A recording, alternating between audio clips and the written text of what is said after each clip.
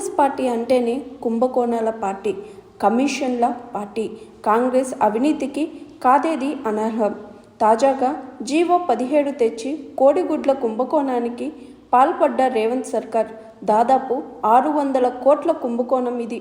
గురుకులాలు, కేజీబీవీ, ఇతర స్కూల్లో ఫుడ్ కాంట్రాక్టర్లను మార్చేందుకు నిబంధనలను సడలిస్తూ తెచ్చిన జీవో 17తో 20,000 మంది, వాళ్ళ మీద ఆధారపడే 1,00,000 మంది చిరు వ్యాపారుల పొట్టకొట్టిన దుర్మార్గపు కాంగ్రెస్ పార్టీ అని అన్నారు బీఆర్ఎస్ నాయకులు ఆర్ఎస్ ప్రవీణ్ కుమార్. రేవంత్ రెడ్డి గారు ధనవంతులను మరింత ధనవంతులు చేసే స్కామ్ ఒకటి మొదలుపెట్టిండు. అట్లా 100 స్కాములు చేస్తున్నాడు.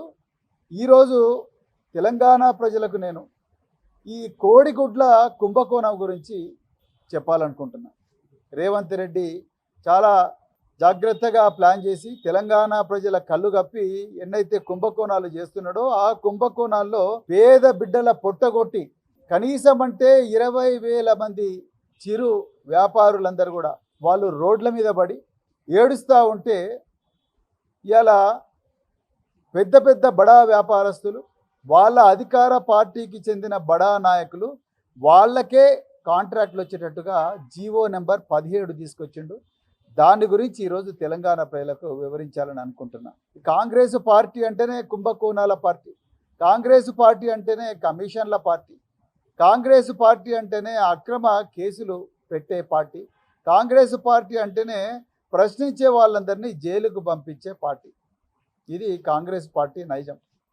ఇలా తెలంగాణ ప్రభుత్వం రేవంత్ రెడ్డి హయాంలో గురుకుల పాఠశాలల్లో ఇప్పటివే 103 మంది పిల్లలు చనిపోయారు. ఈ గురుకుల పాఠశాలల్లో ఎన్నో విషాహార సంఘటనలు జరుగుతూనే ఉన్నాయి.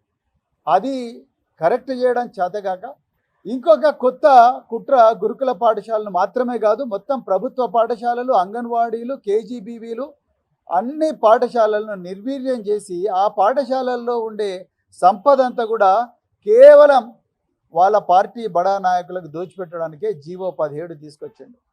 నేను కొన్ని ఉదాహరణలు మీకు చెప్తాను. అందులో ప్రధానమైన ఉదాహరణ కోడిగుడ్ల కుంభకోణం. దాదాపుగా 600 కోట్ల కుంభకోణం ఇది. ఒకటి కాదు, రెండు కాదు, 600 కోట్లు జీవో నెంబర్ 17 ద్వారా. ఇక వివరాల్లోకి పోతే కేసీఆర్ గారి హయాంలో ప్రతి స్కూలు, మండలానికి ఒక 6 నుంచి 10 స్కూల్స్ ఉంటాయి.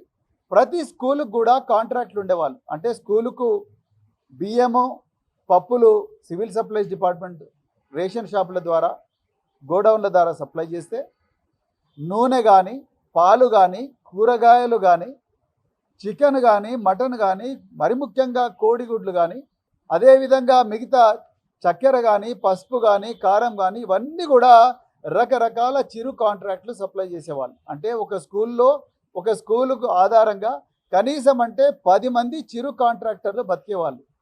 రెక్కాడితే డొక్కాడ నుంచి కుటుంబాల నుంచి వచ్చిన వాళ్ళు, అదేవిధంగా పేదరికంతో మగ్గుతున్న వాళ్ళు, ఉద్యోగాలు రాక నిరుద్యోగులుగా బతికిన వాళ్ళు, వాళ్ళందరూ కూడా ఈ స్కూళ్ళల్లో చిన్న చిన్న చిరు వ్యాపారాలు చేసి వాళ్ళు కనీసం అంటే సంవత్సరానికి 1,00,000 రూపాయలు సంపాదించుకునే వాళ్ళు.